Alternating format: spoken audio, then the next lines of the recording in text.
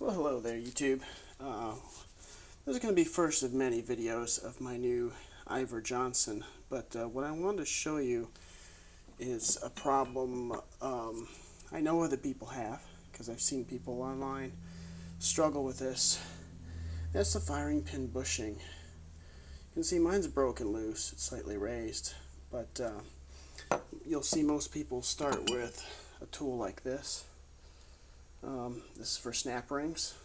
There's a lot of flex in it, and these nubs are not hardened, and they're almost always too small or too big. So that was not working for me. So I had to make my own tool.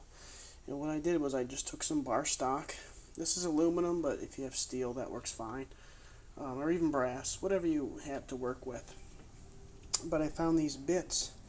1/16 was too big. This is a number 54, so 0.54 at the base.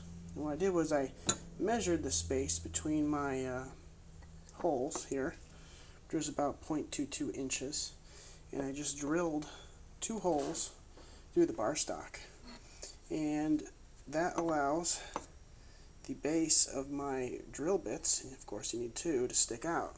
And these 2 nubs are hardened.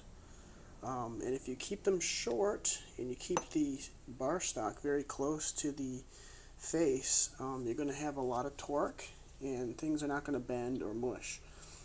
So this is what I used, along with some PB Blaster and some heat. I would not use propane or any kind of open flame on this, because you don't want to lose the hardness of the metal or have the spring lose its tension.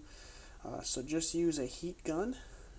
Hair dryer may not be enough, but heat gun's sort of a happy medium. And that did the trick. This thing probably hasn't been loosened since the 1890s. But with black powder firearm, I like to immerse the whole thing in water, and I'm not going to do that if I cannot fully disassemble. And that's the only thing I could not get. And I don't want water getting inside the firing pin, and a lot of black powder fouling gets inside that crevice. I know that from shooting other black powder firearms. So it was important for me to get in there. So hopefully you get a bar for some leverage, you get some hard points. It's fairly simple to make. I could Loctite these in if I wanted to, but I was impatient.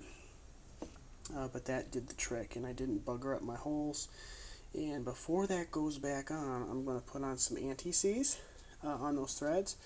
Of course you will too, if you don't want things to seize up. But now I can get the spring out.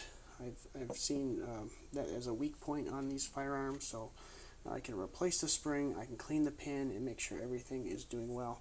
Because I did find some rust in certain spots of this firearm, which I've been cleaning and diligently working on. So it's going to be in fighting shape next time you see it. A little tip to help you if you have that same problem.